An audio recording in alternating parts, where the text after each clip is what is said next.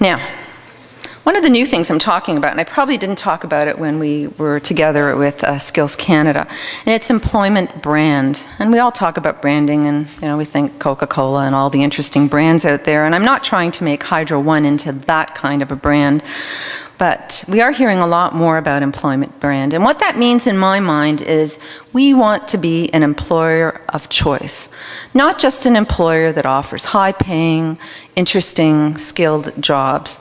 We want people to say, I want to work for her company. I want to work for Hydro One, not just any other company. And that's the kind of brand that we're trying to develop. So how do you go about doing it? Obviously, they're not going to want to do it just because of me. That's where we have to use our own employees. And we make them, encourage them to be ambassadors of the company. Not just for employment, but for many other reasons, so that they're able to communicate about the work they do and the value that electricity brings to people's lives. If we can have employees who are engaged and interested in the employment brand, we believe that we can drive greater safety in the business and a greater focus on the customer, which is so critical to the business. We are outward facing. We exist to serve our customers. That's why we're here, for no other purpose. So that's the kind of employee we're trying to develop and the kind of company we want to be. And we think that that will be attractive to young people. And finally, why is it important to support skilled trades and technology? I think we've kind of answered a lot of those questions. But it's not just about supporting skills and technology. It's about, as I said earlier, encouraging people to think about it as a viable first choice for our kids. And that's important, because we're the ones that are going to lose the most as employers if we don't support and promote viable and first choice.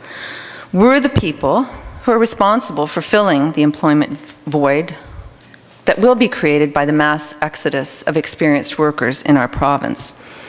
We are the people, and we will be held accountable when there aren't enough skilled people to keep the lights on, to keep the businesses and schools of our province running. Or more importantly, building the smart grid of the future. Electric cars, all of those wonderful things that are coming upon us, and they are coming, in spite of Toyota's problems, and we won't go there. These things are happening fast and furious. Keeping up with technology is going to be another challenge that we add on to aging infrastructure and aging employees. So we could have chosen, all of us, to sit idly by. We could have said, why isn't someone else doing it? Why doesn't the government take this one on, all on its own? But by then, and all too soon, we'd certainly find out we can't find anybody. We can't fill this void. So what can we do about it? Again, I've talked about it a lot, but two important things that stand out in my mind. First, as employers, we have to continue and expand our reach in partnerships with high schools, with colleges, universities, and I dare say we're going to move much more aggressively into the grade schools, just to increase awareness. We have to continue to work on our apprenticeship programs because training is absolutely key. We can't lose sight of the fact that because we've got this big rush on, that somehow we're going to take shortcuts. Not on. And you should never ever accept shortcuts, and you should talk to your kids about that. The minute they take a summer job, the first thing they've got to have is orientation and training. And any employer that's not providing that is not an employer of choice. And that's the way we should all feel about it. Skilled workers, I like to think of them as the people who take our papers, our plans, and turn them into important realities for all of us. They are the backbones of our organizations and our economy. I firmly believe that. We know in our industry that there are seemingly limitless types of work that skilled workers can do, something to suit everyone, almost. And especially with the new green economy, which will really spawn a whole new generation of technology and trades. How do you fix a windmill? How do you build a windmill? How do you maintain one? We talk about anaerobic biodigesters. What's the next technology?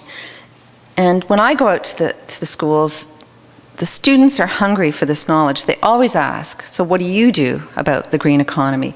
What do you think about protecting our environment? So this is a whole new value system that is being introduced to employers, and one that we're embracing. And I think that that's great, a two-way street between us and our future employees.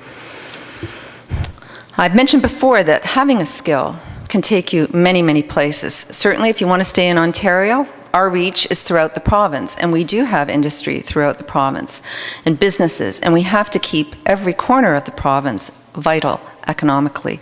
And this will be important if we can train kids in our various communities, not just in the big centres, so that they can spread their skills in the communities in which they live. And I think that's very important for Ontario's economy. It can also put people in a position to work for themselves. We have a lot of entrepreneurs. Not everybody wants to work for a large company.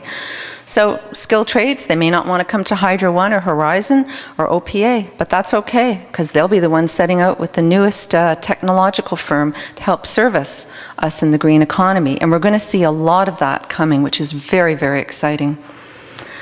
As employers, we have to continue to be out in the schools and talking with the students, helping educators with their programs. I think that that is absolutely critical, and we're not going to stop doing that. We can and will continue to advocate on behalf of skilled trades and skilled work. And we want to let people know about all the options that they have and where those options can take them. We can and we are role models and mentors, and that's extremely important in this area. And lastly, we can help them understand that skilled trades and technology careers are indeed viable first-choice careers for Ontario youth. But we truly have to believe it. And I think you've heard me say that I believe it, but everybody has to believe it. Parents have to believe it. Educators have to believe it. Employers have to believe it. And when they do, then the students who are choosing this path, we are then obliged to give them the training and the tools to ensure that they can work healthfully and safely throughout their entire career. So in closing, I'd like to say that as a CEO of a company that relies so heavily on the skilled trades and technology workers, that I'm extremely pleased, in fact excited, when I'm invited to events like this. It's a real opportunity for me to talk to people who can be very influential in this area.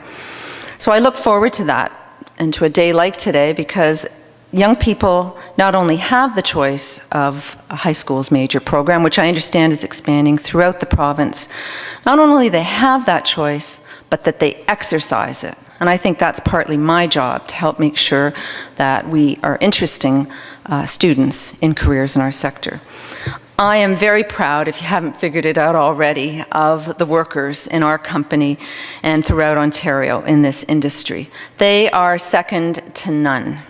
And they are a wonderful example of the careers in this sector. Just look around you, and if you ever want to talk to them or have your kids talk to them, reach out.